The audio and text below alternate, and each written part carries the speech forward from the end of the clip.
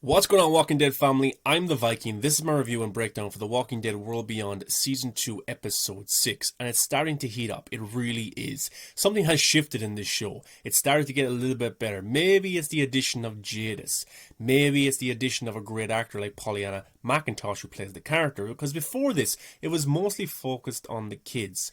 And some of them are good actors, some of them are kind of cringy at times, but then when you add these top-notch actors who have been around for years, like Dr. Leo Bennett or Elizabeth or Jadis. These are actors who are just fantastic to watch, and they bring something extra to the show. And now with them getting more screen time, I think it's made the show better, and it's improved some poor dialogue. I think the writing at times is poor for Walking Dead World Beyond, but the actors, a good actor can make it into a better scene or a better piece of dialogue, and that's exactly what some of the actors are doing right now. So there has been a shift because of these regular old school actors are getting more scenes, getting more screen time, so it's definitely adding and improving the show, in my opinion. So we start this episode with a flashback. The scientists of the serum doing some experiments, and Dr. Leo Bennett is documented it all through this video camera, and this is kind of where he started to fall for Lila. You know, they kind of have a moment here. She drops some papers, he helps her pick them up, and those papers are very important because they come back during the episode where Dr. Leo Bennett realizes that the serum aren't what he thinks that they are, and Lila is working with them very, very closely. But this is how they get experiments done. They go out into the wild, they get some walkers, and then they try out their methods on them. But then you have the Bennetts, you have Felix, you have Percy having a meeting with Hook, which was pretty awkward because they all kind of hate Hook pretty much for her betraying them or being a mole. And she tried to kill Percy and she killed his uncle, so there's a huge tension throughout this scene. And Felix, the actor that plays Felix is doing a fantastic job because he's all of us right now. We hate Hook because of what she did, but I think the team is slowly realizing that they will need Hook to succeed, to get out of the serum, to defeat the serum, whatever their end game is. But probably the biggest thing in this episode was the return of Jadis. You know, Jadis got a lot more screen time, and she had some screen time with Hook, and we get to find out that Hook was actually the one who trained Jadis when she first joined the CRM, and Hook calls her a cop, and then Jadis corrects her and says military cop. So it looks like that she used to be a cop and now she's a military cop. Did she get a promotion? Did Rick Grimes have a similar job because he was a cop in his past life? So I'm wondering, was Rick brought into the CRM? He is a leader, he's a soldier, he could have been a cop in a community, and now he's a military cop. He could be a general because Rick Grimes is a leader and the CRM would see that. Then we had a side mission here with Iris and Percy trying to send a message to Elton. Then Dr. Leo Bennett sees the exact same papers he saw when he first kind of had a moment with Lila of this chemical V, which is very important because, as we find out, this is something that the serum is using to wipe out communities, which is devastating. And we had Elton, of course, trying to crack this code. They were able to get the code or the message to Elton and the Parameter community for them to help them to see exactly what's going on. But there's also a little bit of kind of divide in the Parameter community because some of them want to help them, some of them don't. And Indira is fully behind the group taking down the CRM or stopping them in some way. But remember, she is sick and the CRM provide her with the medical equipment she needs to beat her illness. So it looks like she's willing to sacrifice herself. I love these scenes with the Bennetts, and you have Percy there as well and Felix. You know, they're trying to figure out what to do. And then the relationship between Felix and Hook is so fascinating to watch because Hook is trying to convince Felix, I'm here to help you. I want to figure this out. I need to know what the CRM are doing. I'm fully behind you. And Felix is like, I can't really trust you because of what you've done. And Hook is basically saying, well, I'm your only hope. I really, really am. Because it's interesting because Hook wants to believe that her mother is good, but we all know that her mother is pretty bad, and she will find out more information about that. Then back at the Parameter community, you have this one guy on the left who really does not want to help the group at all. He wants to give them up, and he could be a problem for the group near the end of the season. He could be somebody who gives them up. Then we had a scene between Elton and Will, and Elton reveals to Will that, look, Indira is sick and she gets equipment for the CRM, so what are we going to do? And Will wants to go back into the CRM. Then we had a very awkward dinner between Iris, Hope, Leo and Lila, where Iris is pretty much just giving her the eye like, oh yeah, you work for these people, and it kind of makes Lyda realize what she's been doing, and there's just so much guilt on her right now, and especially you see it with Elizabeth as well, the leader or sub leader of the CRM, and what they do.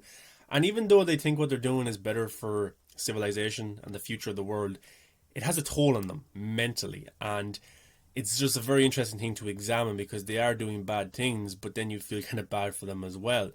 So we had a bit of a divide between Iris and Hope as well, because Hope believes some of the CRM people are good. Iris believes, I don't care if they're good, they're still contributing to what happened to Omaha and to the campus colony where thousands of people were killed. So the plan between Felix and the plan between Hook is to go into this research lab that the CRM are doing to figure out what exactly they're doing to other communities, how are they killing them off, what is their end game, and they come up with a plan where Hook has to kind of stop the electricity, and there's a backup generator, but it can stop for like 5 or 10 minutes. So she goes one side of the CRM to damage this, so then Felix can break into this science lab, which is kind of, it's cold so that the chemicals can stay cold or the experiments can stay cold, and he gets trapped in there because Hook takes longer than she's supposed to, and Felix has to try and get a way out, but he can't. He's just getting frozen inside of this science lab, and the CRM soldiers go to the location where the damage happened, and Hook has to escape, but finally, thank God, she got there to break him out. But then we have kind of side scenes with Elton and Asha, and Elton, I liked him in season 1 more. I just don't really like the side journey he's going on right now, and Asha believes that the dead, the walkers, when they die, their soul lives on or something like that. It's just kind of nonsense to me. But then Lila wants to bring Dr. Leo Bennett somewhere to talk or to show him something, but he brings a knife because he's very sketchy of her right now. But she doesn't have any bad intentions towards him. She basically tells him about a story at the start of the apocalypse where her daughter got bit, and then her husband kind of laid down beside her in bed to just be there for her when she was sick, and then her daughter turned and bit her husband, and she lost her family, and she spent time doing research and experiments trying to bring them back from the dead, and she failed. And that's what kind of drives her motivation right now with the CRM. It's not money or to be high up, it's not to it's not to be a great person, it's to just turn the world back to what it was, because that's kind of her mission ever since her child and husband died. And then you put yourself into her shoes and you're like, oh, she's not really a bad person, she's just working for bad people who are doing bad things, but she wants to help the world. So I don't see her surviving for much longer. Maybe she'll sacrifice herself to take down some aspect of the CRM, but she is kind of brainwashed in terms of finding a cure and doing whatever they ask her to do. And I was scared for Felix in this episode because it looked like that he might die or the CRM might find him, but he's just frozen inside this science lab. But Hook gets back there just in time to let him out. And it proved to us as audience members, and maybe even Felix, that Hook isn't too far gone. She does care about Felix, because she could have let him die. She could have just not come back or just gave him up to the CRM, but she chose to save her friend. And that was a big turning point for me, and maybe for Felix, that now he can fully trust Hook, because she could have just let him die. And Hook will be very, very important to the group getting out of the CRM or defeating the CRM in some aspect. And I do think Hook will die by the end of this season, maybe even confronting her mother and what she's been doing.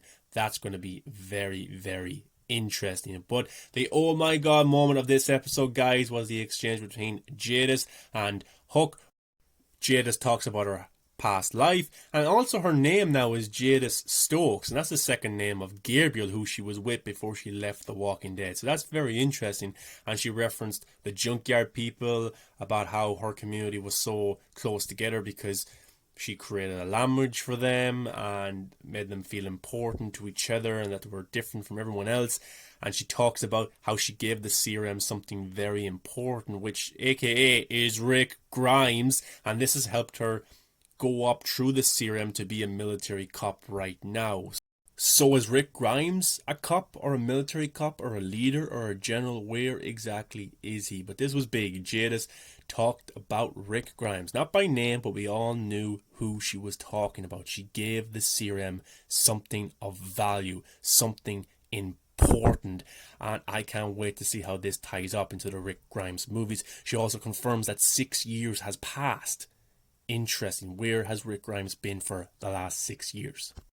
More scenes between Asha and Elton, which I'm not too interested in. Look, she believes that the dead live on, their souls live on, so they put flowers in their eyes. Yeah, okay, whatever. But then you have a scene between Will and Indira's son. I forget his name, but he is shot in the head by the CRM. The CRM have no chill whatsoever. They basically took them out without even confronting them or asking questions. Will was able to escape, of course, but oh my god, Indira and Asha's family has just been brutally murdered.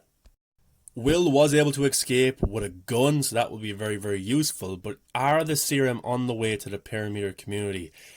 It's very, very scary. But let's talk more about this Jadis and Hook scene. Perfect. Love the acting, love the dialogue, love the references towards the junkyard, towards Rick, the 6 years that has passed by. And I think it's even 10 years now if you count in the Walking Dead main show. It's been 10 years since Rick Grimes has returned home. 10 plus years.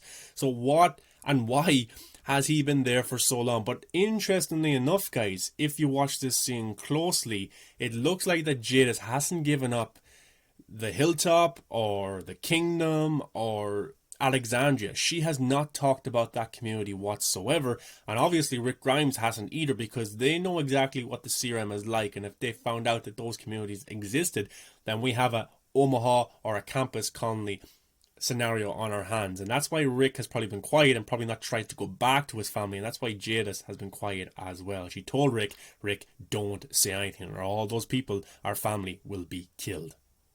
I can't see Rick Grimes being okay with this. Of course he'll want to protect his family, but I don't think he will be okay with the CRM wiping out communities like the Campus Colony and Omaha. And also we know from previous episodes that there's kind of a civil war within the CRM. So maybe Rick Grimes works for the CRM and he doesn't quite know what they're up to, but still he's afraid to say he has a community back home. And then maybe Rick Grimes finds out what they're doing to the Campus Colony or to Omaha or their plans for Portland, and he steps in and creates a revolution against the CRM. Or maybe Rick Grimes is the leader of the Portland community or CRM sector right there, and this group is able to get information to Portland about what the CRM is doing, and then Rick Grimes has the information, the confirmation that he needs that the CRM is bad and they're not to be trusted, and he builds an army to fight against the CRM, and maybe comes in contact with the Commonwealth, and maybe this all comes together for a massive war in the Rick Grimes movies. Maybe, I'm not too sure, but that would be so interesting and compelling for this all to come together. But Rick Grimes, for me, would not be okay with what the CRM are doing. I do think he works for them. I really, really do. I think he was a cop. I think he was a military cop. I think he's gone up the ranks, just like Jadis is trying to do as well. Because remember what she said, I need a promotion before the end of the year. Why? Is Jadis playing a big act? Because we all know she's very good at this. She was Jadis, the leader of the junkyard people. Maybe this is all a big act towards Elizabeth, towards the CRM, towards Jadis, and she is helping. She is in cahoots with Rick Grimes and with what's going on. She's very, very aware, so she's trying to get up the ranks in a position of power to help Rick Grimes even more. So that's my kind of theory right now. I think Rick Grimes works for the CRM. I think he's a general or a leader in some capacity. I think he's going up through the ranks like Jadis, and he will slowly realise what the CRM are, or maybe he knows what they are and he's trying to build this army all along. But guys, what's your thoughts on this episode of The Walking Dead World Beyond? Did you like it? Did you hate it? I think the show has shifted. It's got a lot better lately because of these actors, these seasoned actors getting more scenes like Jadis, Dr. Leo Bennett, Elizabeth. These are very good actors, and I think they've improved the show big time because they're in more of the scenes, in more of the episodes. But this right here, very good episode. Last week's was very good as well. It's really, really upping it now for the last 3 or 4 episodes that we have for this season, and hopefully we get more references towards Rick Grimes and what he's doing and where he is, and how does this all connect to the Rick Grimes trilogy, which hasn't started filming yet, which is still very, very sad. But remember when Rick Grimes, Andrew Lincoln, left The Walking Dead back in season 9, that very episode, after the episode aired, they announced the movie trilogy. So I'm guessing, my prediction is after the finale of World Beyond season 2, they will announce the shooting date for the Rick Grimes movie. Insane.